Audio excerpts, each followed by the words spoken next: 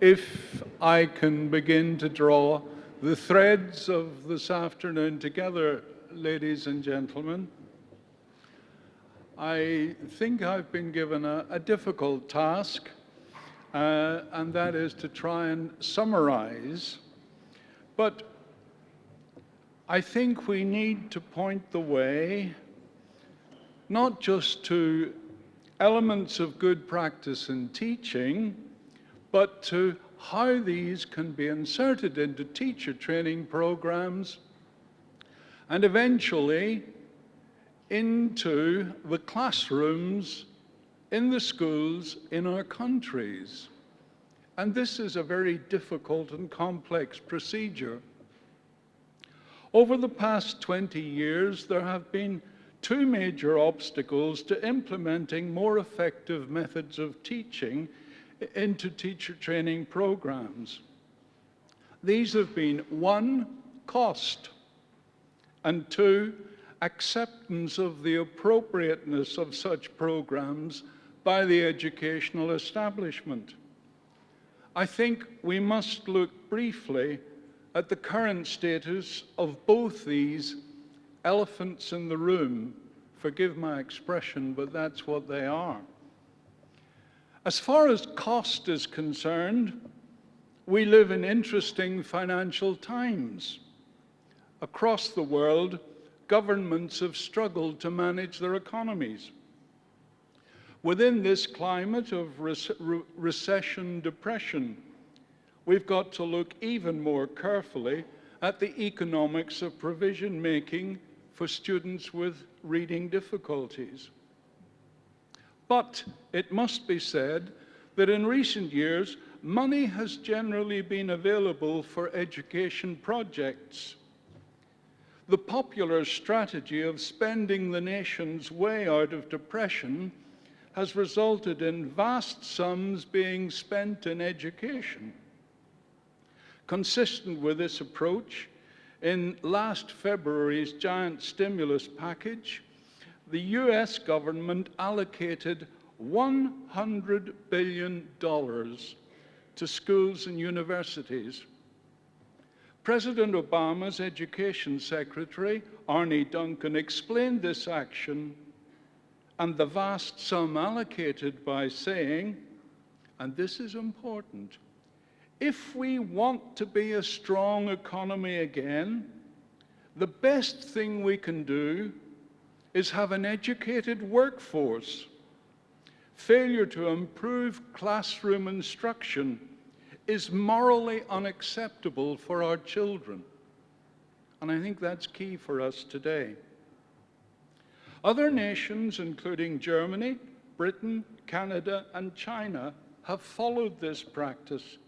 Germany is spending the bulk of 10 billion euros on new schools and renovating buildings. Over the past 8 years in the UK, education spending has doubled to 80 billion. Despite this, student performance in reading, maths, and science has declined. Recent figures from the Office of National Statistics show that in this period, schools' productivity fell by 7.5%. The most worrying statistic reported was that 40% of pupils were leaving primary education without the basic grounding in the 3 R's, and some 25% lacked the reading and writing skills necessary to benefit from secondary education.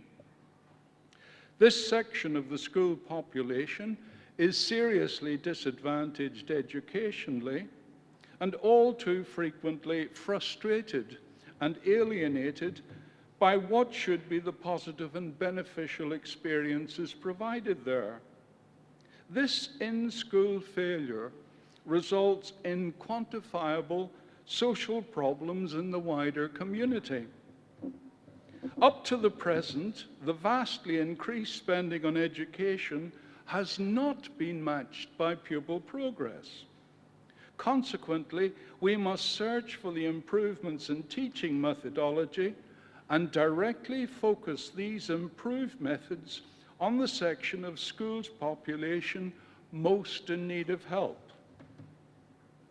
Andreas Schleicher, in the OECD report on the need to refocus spending, pointed out that the relationship between spending per student up to age 15 and learning outcomes in the education system at age 15, as measured by the PISA, Program for International Student Assessment, in years 2000, 2003, 2006, is at best weak. Money explains only 15% of the variation among countries. Other factors, such as the appropriateness of the program, matter more. Perhaps the most interestingly for the participants in this forum, Schleicher pointed out that the costs of educational underperformance were greater than the costs of the present financial crisis. Ludger Voss, professor of economics at the University of Munich and head of the Department of Human Capital at the IFO Institute, has stressed that merely raising per student spending has zero effect on achievement. This is the vital lesson governments have yet to learn. McKinsey's 2009 study, How Education Affects the Economy, is relevant. He found that the largest returns on educational investment came not from directing more money towards facilities or top or even average performers, but towards the students who had been left behind. The evidence from current research in the economics of education points to the need to target funds and initiatives directly to the section of the junior and middle school population failing in literacy, using methods and approaches appropriate to the learner's difficulties and needs. This complies with the requirement to make a provision which takes due account of the efficient use of resources. Now let's turn our attention to the section of student population targeted. When we come to consider the acceptance of the appropriateness of the necessary special provisions by educational establishments, we are in much more controversial territory. And indeed, that controversy has been an underlying current in some of the papers today. In the preliminary document prepared for this forum, entitled Reading Difficulties in the UN Decade of Literacy, Dyslexia International acknowledges the ongoing debate among politicians, educationists, and researchers regarding the definition and use of the term dyslexia, and asserts the distinction between learners with dyslexia and poor readers or garden variety poor readers is irrelevant as far as practice is concerned. It is correctly reported that several studies have shown that garden variety poor readers and learners with dyslexia benefit to exactly the same extent from appropriate intervention programs to develop reading skills. Appropriate literacy-based programs help all children with literacy difficulties, whatever the cause.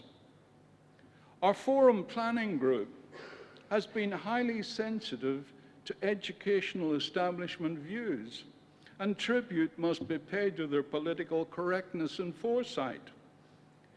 The ideas advanced in their preliminary document are entirely in accord with the more recently published findings of the UK House of Commons Science and Technology Committee that dyslexic learners are no different from other failing readers and all would benefit from synthetic phonics. While I accept that within the narrow confines of learning to read, this conclusion is correct, I have some reservations about its application to the much wider context of the development of the reading-failing students' representational and learning skills within the curriculum, which I will discuss later in this paper. But let me turn my practice to the presentations we have heard today.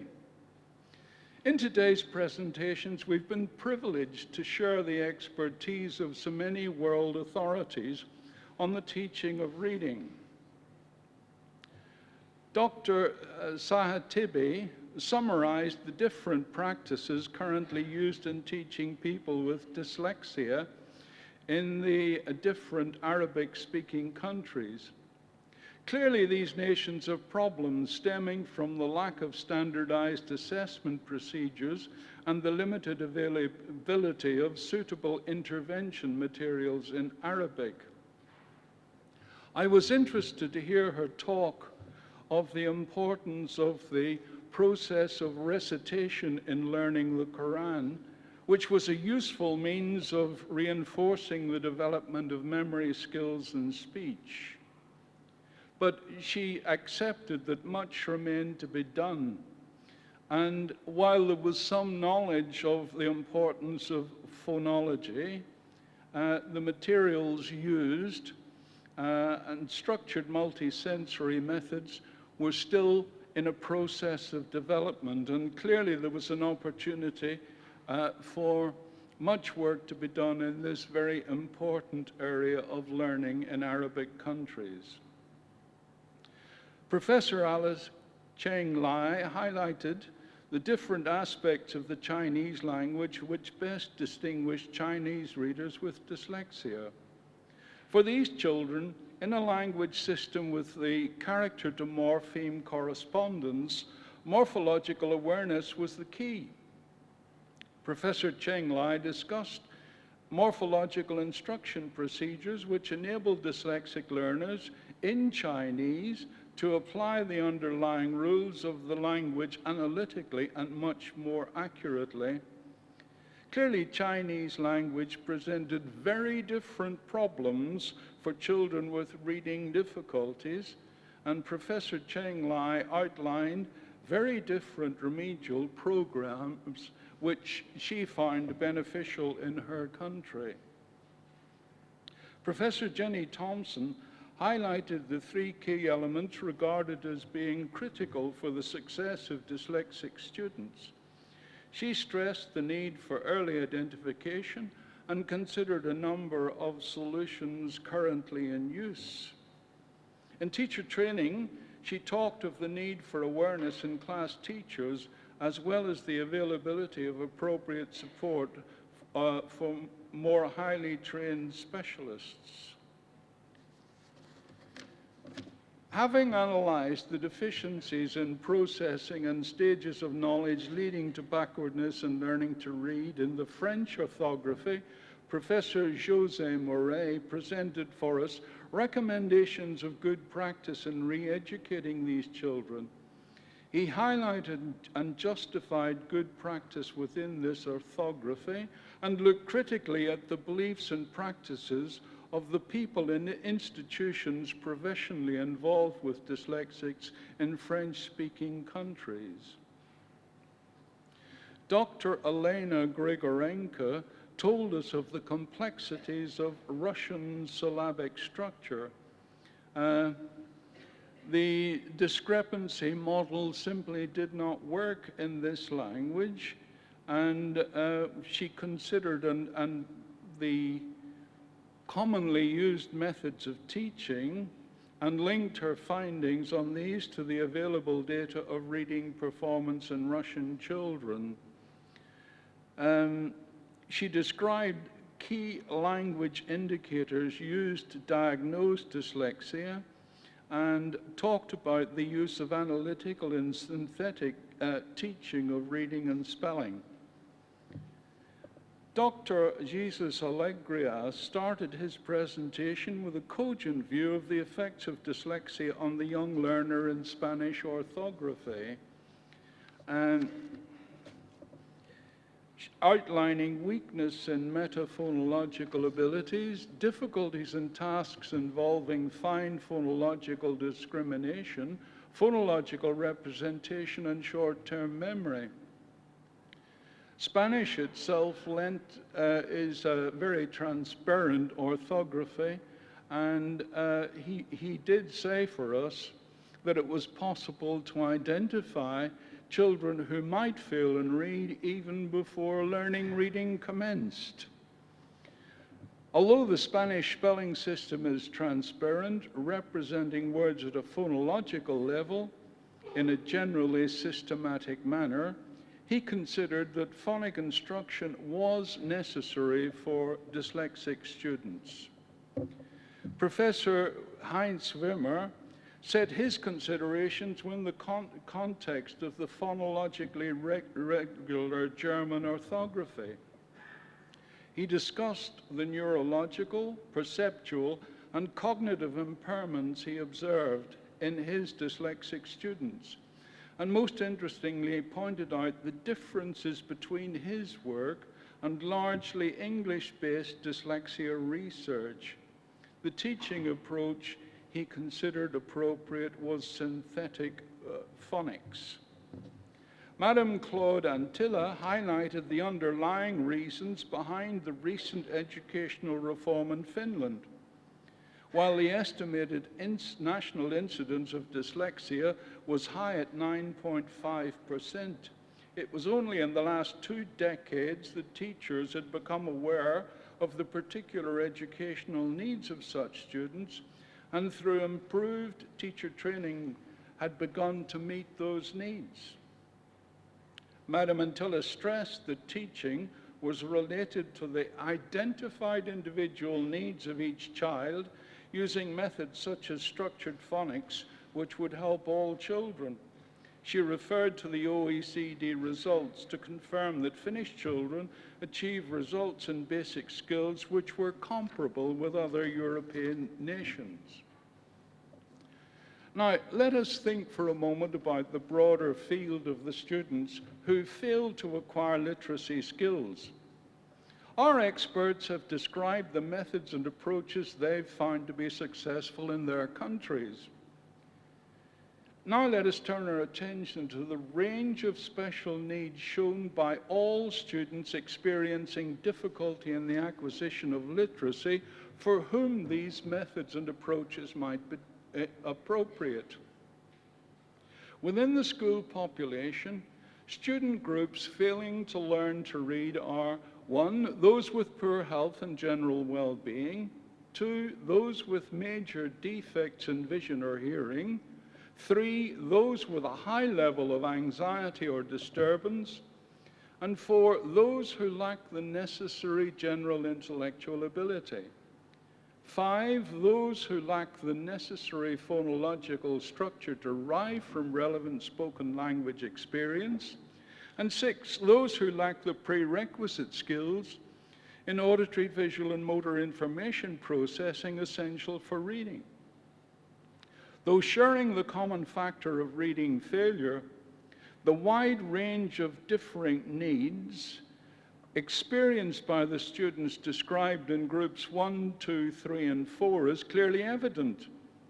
In the process of learning to read for each of these groups, there are underlying fundamental deficiencies which can be overcome by teaching using structured multisensory methods. We can identify these deficiencies by concentrating for a moment on the special needs of the students in Group 5. I see a developmental relationship between the Group 5 and Group 6 students who are failing in literacy acquisition. For some years, it has been accepted that limitations in spoken language sample available to the child lead to reading difficulties. Effective communication through speech requires the learner to build his own model or effective structure of the language. This may be different from the mature adult speaker-writer. The structure varies from language to language, and this variation can present the learner with greater or lesser difficulties. So we cannot expect students across the range of languages that we have been hearing about today to show exactly the same difficulties or exactly the same needs. It's the language structure which is being learned, which, as it were, details the problem. This accounts to some extent for variations in the national incidences of dyslexia. Bilingual or multilingual learners must establish structures which are very different for each language they use. And this leads to increased complexity and difficulty and the risk of confusion for such learners. Inadequacies in the child's language model interfere significantly with his later language learning and thinking. If we go back to Piaget, he confirmed for us that effective spoken language was necessary to enable the learner to progress from the stage of concrete operations to cognitive development in the formal operations stage. To facilitate both cognitive and reading development for these Group 5 children, a spoken language program enabling phonological structure to be established should precede structured phonic reading training. These students have needs and underlying learning and representational skills which will not be fully met when taught reading skills by phonic methods. Some other factors emerging from these presentations need consideration. Despite the broad stance taken in the introductory pamphlet by the Forum Planning Group, in the majority of papers given in the forum, both yesterday and today, the students identified as failing in reading and in need of intervention are described as being dyslexic. For me, dyslexia is not just reading, spelling, or writing difficulty. Yes, those skills are affected, but the dyslexic learner has some cognitive skills developed to a good standard, but shows organizing or learning deficiencies which restrict his competences in information processing and motor skills and working memory, so causing the limitations in some or all of everyday living skills, speech, and the curriculum skills of reading, spelling, writing, and/or numeracy. The view I've just presented seems to me to be in accordance with this description set out by Professor John Stein earlier in the forum. The limited working memory capacity of dyslexics limits their ability to handle the schema or plan for long, complex skills such as reading, but they are generally good at handling skills with a shorter and less involved schema or plan. Dyslexics are very inefficient, large skill managers. The assertion that dyslexics' difficulties are solely in the acquisition of literacy is, in my view, superficial and may result in teachers offering a provision which is only partially appropriate. For me, dyslexia implies a different way of learning, and the challenge for teachers must be, if this child fails to learn the way you teach, can you teach him the way he learns? As well as teaching him literacy, numeracy, and curriculum skills, can you extend and develop his learning competences, teaching him also to learn how to learn? When considering all reading failing groups, we should not make value judgments about the merits or priority of meeting the dyslexic student's particular needs. In my experience, the needs of most dyslexic students can be met in the ordinary classroom, but fully meeting this obligation will require governments to implement without delay the necessary teacher training programs to ensure that the required teaching provisions are available there.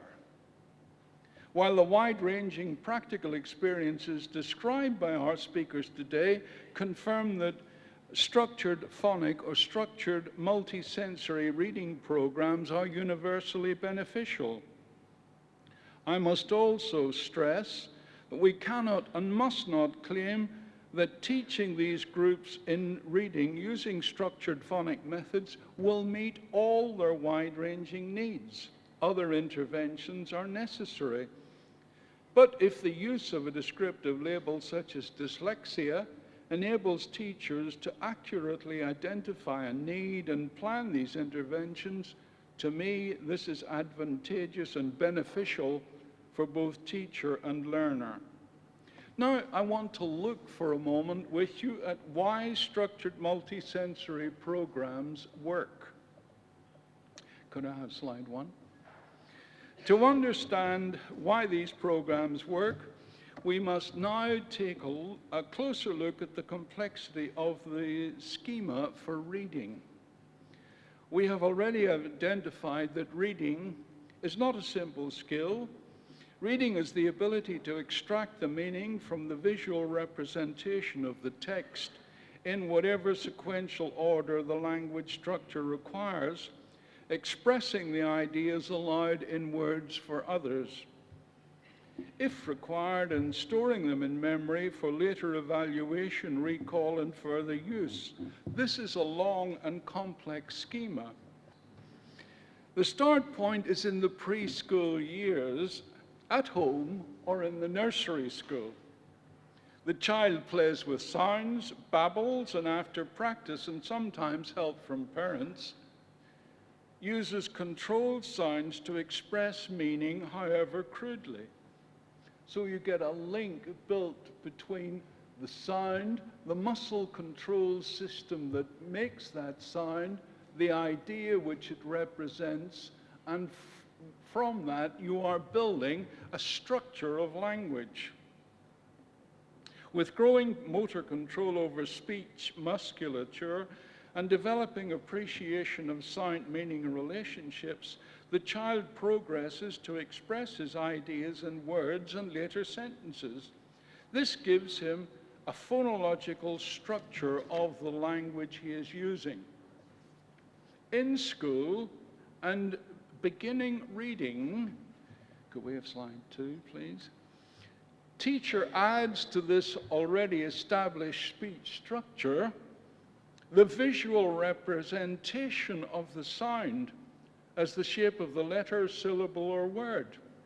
To accomplish this, 8 two-way links must be established between shape of the letter, syllable, or word, the sound it makes when said, the movement pattern to be made by tongue, lips, and teeth to say it, the movement pattern to be made by the student's hand to write it, and the meaning it represents, thus building a much more complex language structure.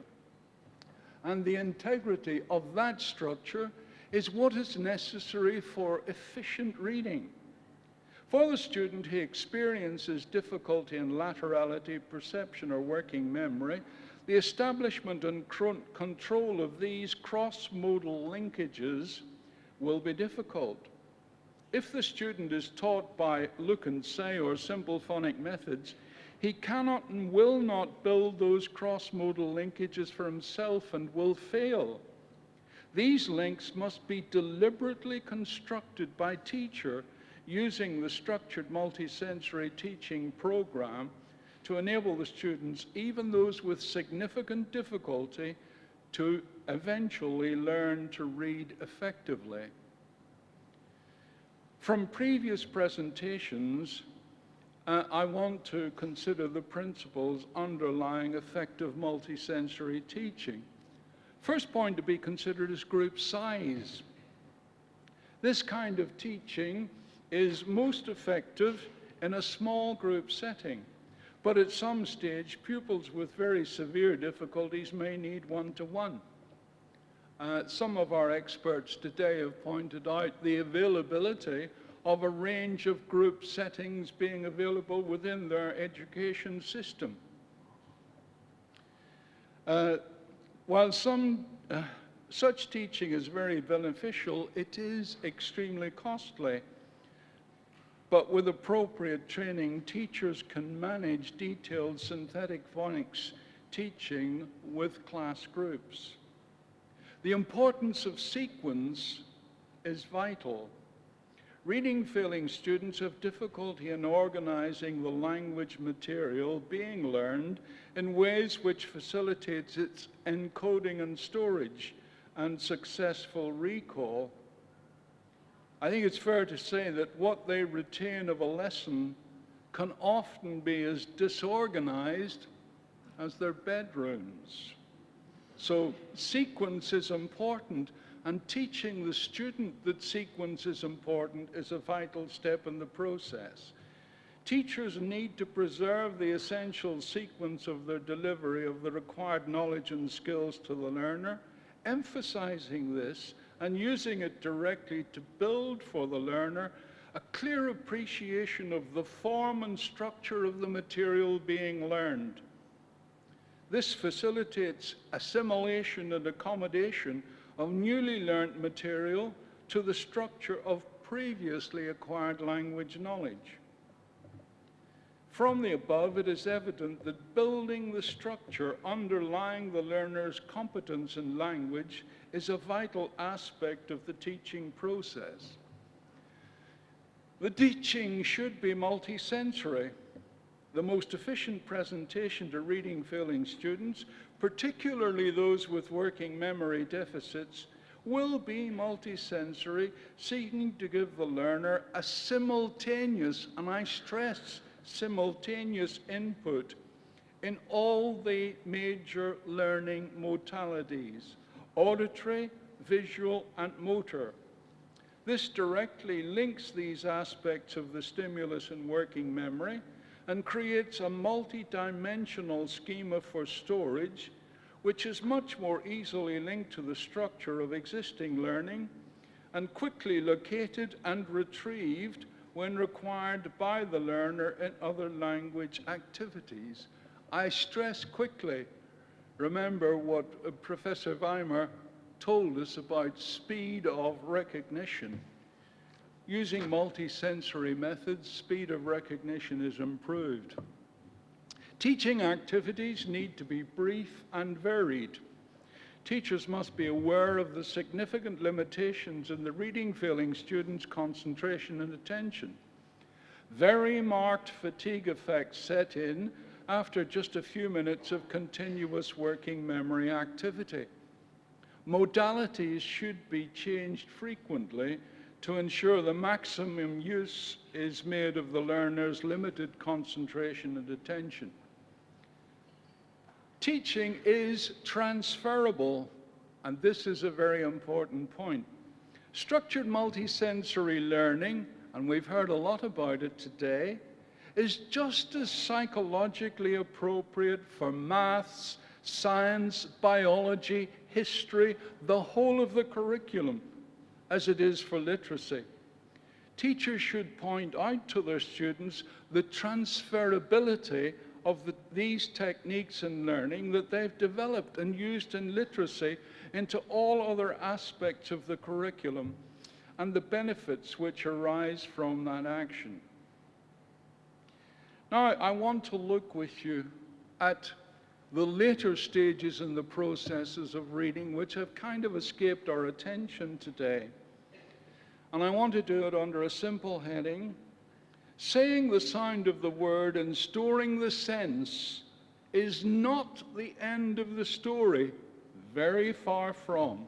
Could I have slide 3, please? Even for skillful readers, the reading strategy is often applied very inefficiently. For help with the development of the reader's control over his processes in reading, look again at a very dated paper, Students' Use and Misuse of Reading Skills, a report to faculty by William Perry, published in the Harvard Educational Review in 1959. This report is worth reading for the pearls of wisdom it contains, and Perry's whimsical humor is an added bonus. Perry had a job that many would envy. I certainly envied him. He was remedial reading teacher in Harvard, where undergraduates were generally considered to be highly skillful readers. Yet in their opening term, some of these students found themselves to be vulnerable. Despite their high level of reading skill, deficiencies became evident in their application of reading to studying. Each day, professors added more and more reading to their homework. Eventually, so much material had to be read, assimilated, and structured into their ongoing subject knowledge that there was not enough time in any given week to do all that necessary reading. Overload had been reached. In the overload condition, like dyslexics, who reach overload at a very much lower level of task complexity, the Harvard students became inefficient in handling the reading task. Perry's students were not handicapped in any way. He pointed out that on a standardized reading test, they were better than 85% of college freshmen in the USA. But when given a complex and arduous reading task, they used only one reading strategy. They began at the beginning and they read to the end. He commented, "It is apparent that what students lack is not mechanical skills, but flexibility and purpose in the use of them, and the capacity to adjust themselves to the variety of reading materials and purposes that exist on a college level." He pointed out that if these students had started by skimming the text, reading the final summary, then their greatly improved knowledge of the structure and sense of the passage would have enabled them to master its complexities and respond appropriately with very much greater speed. There are a wide range of reading tasks, as you can see on the slide that I've put up for you. You can start with recognizing words, reading aloud for accuracy, reading aloud for listeners, reading silently to gain a single fact, reading silently at speed to gain an overview, reading silently to extract and store as much of the sense as possible. If the reader is to apply whatever level of skill is available to him efficiently, he must first decide the required outcome of the reading task, select the appropriate reading technique from his personal range of skills so that he uses the most effective reading procedure available to him. If demonstrably good readers, such as the Harvard undergraduates, were as limited as this when their skills were highly stressed, how much more will dyslexic readers need the kind of metacognitive training recommended by Perry? This report led to substantial changes in the thinking of many practitioners far beyond the walls of Harvard, and believe me, not just those dealing with the needs of academic elites. For all readers, regardless of their level of reading competence, metacognitive control over the reading skills available is essential and must be taught. Students need to become active interrogators of the text rather than passive receivers of words. Before commencing any reading task, the learner must interrogate the situation from his range of available skills, select the appropriate strategy, and control this effectively in working memory to achieve a suitable response. Metacognitive control over the reading process and also over the processes of thinking must find a place in teacher training programs. But the stages in development of metacognition, I'm afraid, cannot be part of our considerations today. Perhaps another day, another forum. The concept of formal school curriculum loaded with facts, finishing at age 16, 18, or after a university degree at 21, equipping citizens with all knowledge and all skills necessary for the rest of their working life is totally outmoded. We do not know what information processing and representational demands will be faced by the students we teach. To give these students the very best entry into the working world, we must concentrate upon the essential skills of learning, and I put it first deliberately. Literacy. Yes, literacy is vitally important, but we could also add numeracy. These skills enable the learners to tackle with confidence new learning skills and new developmental challenges presented in employment later in life.